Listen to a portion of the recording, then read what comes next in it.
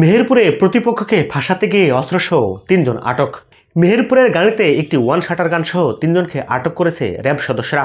আটককৃতরা হলেন উপজেলার সাতিয়ান গ্রামের মৃত ওয়াজেদ আলীর ছেলে তরিকুল ইসলাম, একই গ্রামের আলী হোসেনের ছেলে জিনারুল ইসলাম এবং মৃত হেলালুদ্দিনের ছেলে শামীম আজাদ ওরফে বাবুল।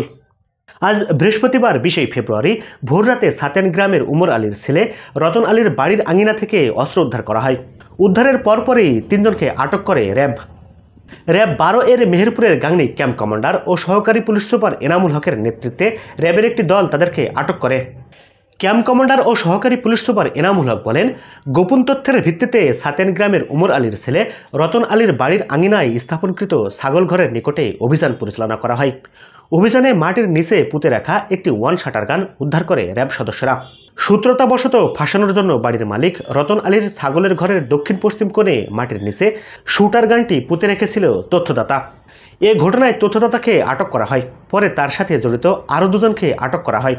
আসামিদের জিজ্ঞাসাবাদ করলে জানা যায় যে আটককৃত তরিকুল ইসলামের সাথে বাড়ির মালিক রতন আলীর পূর্ব থেকে বিরোধ চলছিল এবং তাদের বিরোধের কারণে মামলাও চলমান।